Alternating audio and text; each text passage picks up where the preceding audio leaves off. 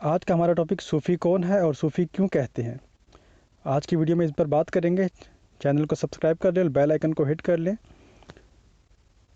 صوفی یا تصوف کی حقیقت اور اس کے مفہوم کو اس طرح بیان کیا جائے کہ ایک آدمی بھی اس کو آسانی سے سمجھ سکے۔ اس طرح ان اعتراضات کا بھی بے لاگ اور حقیقت پسندانہ تجزیہ کیا جائے جو آج کل فیشن کے طور پر بڑی بے باکی بلکہ بڑی بے رحمی سے صوفیہ کرام اور ان کے مسلک پر کیے جاتے ہیں، تاکہ شکوک و شبہات کا غبار چھٹ جائے اور حقیقت کا رخ بے نقاب ہو جائے۔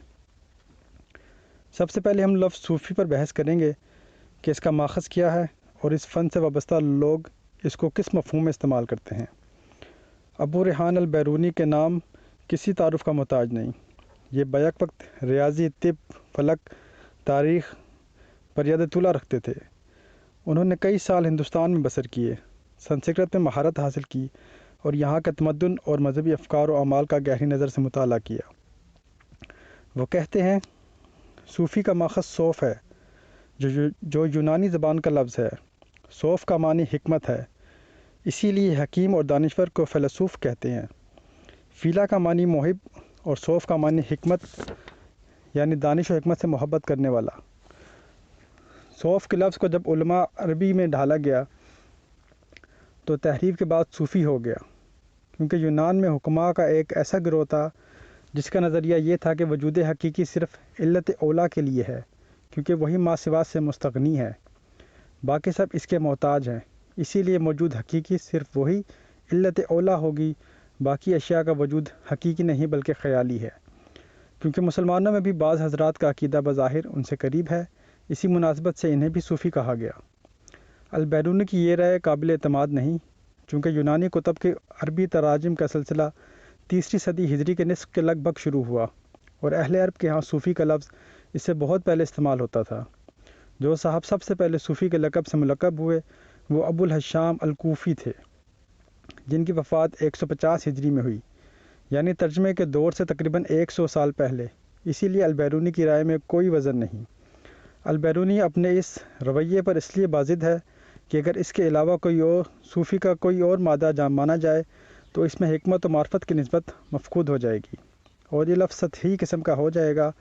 البیرونی نے صوفی کے لفظ کی تقدیس کو برقرار رکھا، لیکن انہیں یہ خیال نہ آیا کہ اس طرح وہ اسلامی تصوف کو یونانی علوم کا ریزہ چین ثابت کر رہے ہیں اور اسی کی انفرادیت کو ختم کر رہے ہیں، جو واقعے کے بھی خلاف ہے اور تصوف کے مقام سے بھی منفرد ہے۔ اسی لیے البیرونی کے اس قول کو تمام مسلم محققین نے رد کر دیا۔ البتہ یورپ کے مستشرقین میں انہیں کئی لوگ اپنے ہم نوا مل گئے، لیکن اس کی وجہ کچھ اور ہے جس سے عام آدمی واقف نہیں۔ بعض کے نزدیک صوفی صفا سے ماخوذ ہے، کیونکہ یہ لوگ ظاہر اور باطن دونوں کی صفائی اور پاکیزگی کا بے حد اہتمام فرماتے تھے، اسی لیے ان کو صوفی کہا جانے لگا۔ لیکن صرف قواعد اس کی اجازت نہیں دیتے۔ اگر صفا کی طرف نسبت کو ملحوظ رکھنا ہوتا تو انہیں صوفی کے بجائے صفوی کہا جاتا۔ بعض علماء نے صف کو صوفی کا ماخذ قرار دیا ہے، کیونکہ جہاد اصغر ہو یا جہاد اکبر، یہ لوگ ہمیشہ صف اول میں ظاہری اور باطنی دشمنوں کے سامنے سینہ سپرد ہوتے ہیں۔ لیکن قواعد اس قول کی بھی تقلید کرتے ہیں۔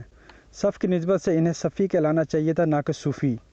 بعض حضرات کا خیال ہے کہ اصحاب صفا کی نسبت سے انہیں صوفی کہا جاتا ہے، کیونکہ وہ حضرات دنیا کی رونق سے اپنے آپ کو آزاد کر کے دن رات ذکر الہی اور اطاعت رسالت پناہی میں سرگرم رہتے ہیں، اور فکر و درویشی کی زندگی بسر کرنے والے لوگوں نے بھی دنیا کی لذت اور آسائشوں اور دلچسپیوں کو طلاق دے دی ہے اور صرف رضا الہی کے حصول کے لیے شب و روز سرگرداں رہتے ہیں۔ اسی لیے انہیں اصحاب صفا سے خصوصی نسبت ہے، اسی وجہ سے انہیں صوفی کہا گیا۔ بظاہر تو یہ وجہ بڑی معقول معلوم ہوتی ہے، لیکن قواعد اس کی اجازت نہیں دیتے۔ اگر انہیں صفا سے نسبت ہوتی تو صفوی کہا جاتا۔ بعض محققین نے اس کی وجہ تسمیہ یہ بیان کی ہے کہ یہ لوگ صوف کا لباس پہنتے تھے، اسی سے صوفی کا لفظ بنا ہے۔ قواعد کے لحاظ سے تو یہ نسبت درست ہے، لیکن ضروری نہیں کہ ہر صوفی صوف کا لباس پہنے۔ بڑے بڑے دلیم قدر اصفیاء ایسے گزرے ہیں جو صوف کا لباس نہیں پہنتے تھے۔ امام ابو القاسم کشمیری رحمۃ اللہ علیہ مختلف آراء نقل کر کے اپنی رائے کا اظہار یہ کرتے ہیں۔ صوفی کے لفظ کا مطلب ماہرین کے لحاظ سے اور قواعد و شرح سے معلوم نہیں ہوتا۔ سیدھی صاف بات یہ ہے کہ یہ اس فن کا لقب ہے۔ علامہ ابن خلدون نے بھی امام کشمیری رحمۃ اللہ علیہ کی اس رائے کو پسند کیا۔ صوفی کے لفظ کی لغوی تحقیق کے بعد اب اصل مقصد اس کی طرف رجوع کرتے ہیں کہ تصوف کا مفہوم کیا ہے۔ علامہ ابن خلدون اپنے مقدمہ علم التصوف کے باب میں اس کی توضیح کرتے ہوئے فرماتے ہیں، تصوف کا معنی ہے عبادت پر ہمیشہ پابندی کرنا، اللہ تعالیٰ کی طرف ہمتاً متوجہ ہونا، دنیا کی زیب و زینت کی طرف سے روگردانی کرنا، لذت، مال اور جاہ جس کی طرف عام لوگ متوجہ ہیں اس سے کنارہ کش ہونا۔ یہ طریقہ صحابہ کرام اور سلف صالحین میں عام اور رائج تھا۔ اکثر حضرات تصوف کی تعریف میں اخلاقی پہلوؤں کی طرف زیادہ توجہ کرتے ہیں اور یہ نظریہ حلقہ صوفیہ میں بھی معقول تھا۔ اس نظریے کے مطابق جن حضرات نے تصوف کی تعریف کی ہے ان میں سے چند نمونے پیش خدمت ہیں۔ تصوف خلق کا نام ہے، جو خلق میں تجھ سے برتر ہوگا وہ صفائی میں بھی تجھ سے بڑا ہوگا۔ ابو محمد الجریری سے کسی نے تصوف کے بارے میں پوچھا، آپ نے فرمایا، ہر اعلیٰ اور عمدہ خلق میں داخل ہونا اور ہر رذیل عادت سے باہر نکلنا تصوف ہے۔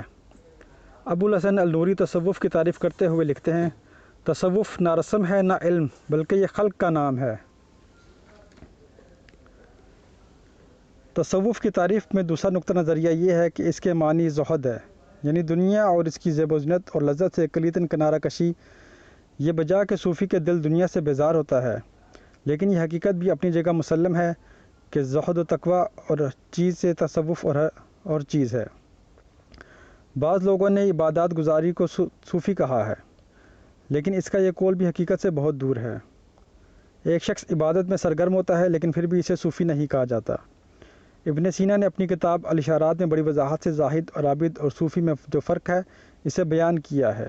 لکھتے ہیں، جو شخص دنیا اور اس کی لذتوں سے منہ موڑ لے اسے زاہد کہتے ہیں، جو شخص ہر لمحہ عبادت میں مصروف رہے اسے عابد کہتے ہیں، اور جو شخص ہمیشہ اپنی فکر کو قدوس و جبروت کی طرف متوجہ رکھے اور ہر لحاظ سے اپنے باطن میں نور حق کی تبانی کا آرزومند ہوتا ہے اسے عارف کہتے ہیں۔ گویا ابن سینا کے نزدیک عارف ہی صوفی کہلانے کا مستحق ہے۔ زاہد اور عابد زہد و عبادت کو اسی لیے اختیار کرتے ہیں کہ انہیں دوزخ سے نجات ملے اور نعیم جنت کی سرمدی مسرتیں انہیں نصیب ہوں۔ صوفی بھی دنیا کی زینتوں اور لذتوں سے دامن کش رہتا ہے اور ہمہ وقت مصروف عبادت رہتا ہے، لیکن اس کے پیش نظر کوئی خوف یا طمع نہیں ہوتا۔ وہ فقط اسی لیے اللہ تعالیٰ کی عبادت کرتا ہے کہ وہ اس کا محبوب و مطلوب ہے اور ہر قسم کی عبادت و نیاز مندی کا مستحق ہے۔ حضرت رابعہ بصری رضی اللہ تعالیٰ عنہا کا یہ ارشاد اس حقیقت کو واضح کرنے کے لیے کافی ہے۔ ایک روز انہوں نے بارگاہ الہی میں یوں عرض کیا، اے اللہ، اگر میں تیری عبادت آتش دوزخ کے خوف سے کرتی ہوں تو مجھے اس میں جھونک دے، اور اگر میں جنت کے لالچ میں تیری جانب میں سربسجود رہتی ہوں تو مجھے اس جنت سے محروم کر دے، اور اگر میں صرف تیری ذات کے لیے تیری عبادت کرتی ہوں تو اے میرے محبوب مجھے اپنے شرف دیدار سے محروم نہ رکھیو۔ معلوم ہوا کہ تصوف نہ صرف اخلاق حسنہ کا نام ہے، نہ صرف دنیا کی لذتوں اور مسرتوں سے کنارہ کشی کا نام ہے، اور نہ صرف شب و روز مصروف عبادت رہنے کا نام ہے۔ اگرچہ وہ ان تمام چیزوں میں شامل ہے لیکن وہ ان کے ماں سوا کوئی اور چیز ہے۔ اسی لیے ابھی ہمیں تصوف کی ایسی تعریف کی ضرورت ہے جس سے اس کی حقیقت تک رسائی حاصل ہو جائے۔ ابو سعید الحجاج رحمۃ اللہ علیہ سے صوفی کے بارے میں پوچھا گیا، آپ نے فرمایا، جس کے دل کو اس کا رب پاک صاف کر دے اور اس کا دل نور الہی سے لبریز ہو جائے، اور جو شخص ذکر الہی شروع کرتا ہی لذت و سرور میں کھو جائے، وہ صوفی ہے۔ حضرت جنید بغدادی رحمۃ اللہ علیہ تصوف کی تعریف ان الفاظ میں بیان کرتے ہیں، تصوف یہ ہے کہ اللہ تعالیٰ تجھے تیری ذات سے فنا کر دے اور اپنی ذات کے ساتھ تجھے زندہ کر دے۔ کیا یہاں پر ہمارا بات ختم ہو گئی؟ کیا ہم اس وقت بات تک پہنچ گئے جہاں تک ہم پہنچنا چاہتے تھے؟ شاید ابھی بھی نہیں۔ آگے جانتے ہیں۔ ابو بکر القطانی کی تعریف ایجاز اور جامعیت کا شکار ہے۔ وہ فرماتے ہیں، تصوف صفا یعنی تزکیہ اور مشاہدہ کا نام ہے۔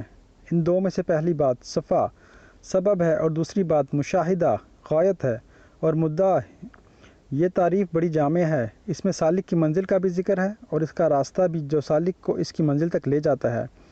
حجۃ الاسلام امام غزالی رحمۃ اللہ علیہ نے احیاء العلوم میں اس حقیقت کو ذرا تفصیل سے بیان فرمایا ہے۔ لکھتے ہیں، اس منزل کا راستہ یہ ہے کہ پہلے مجاہدہ کرے، صفات مذمومہ کو مٹائے، تمام تعلقات کو توڑ ڈالے اور پوری طرح اللہ تعالیٰ کی ذات کی طرف متوجہ ہو جائے۔ جب یہ سعادت حاصل ہو جائے تو اللہ تعالیٰ اپنے بندے کے دل کا متولی بن جاتا ہے اور علم کے انوار سے اس کو منور کرنے کی ذمہ دار بن جاتا ہے۔ یہ ہے تصوف کا وہ مفہوم جس کو اولیاء اللہ اپنے مقصد حیات بناتے ہیں۔ ان کی ساری زندگی صفا اور تزکیہ کے کٹھن مرحلوں کو صد کے دل سے طے کرنے کے لیے وقف رہتی ہے، تاکہ آخرکار وہ مشاہدہ کی منزل میں خیمہ زن ہونے کی سعادت حاصل کریں۔ اس طرح وہ انسانیت کے اس مقام رفیع کو پا لیتے ہیں جہاں کا سر نہاں عیاں ہوتا ہے اور وہ خلیفہ فی الارض کا مسند جلیل پر متمکن ہوتا ہے۔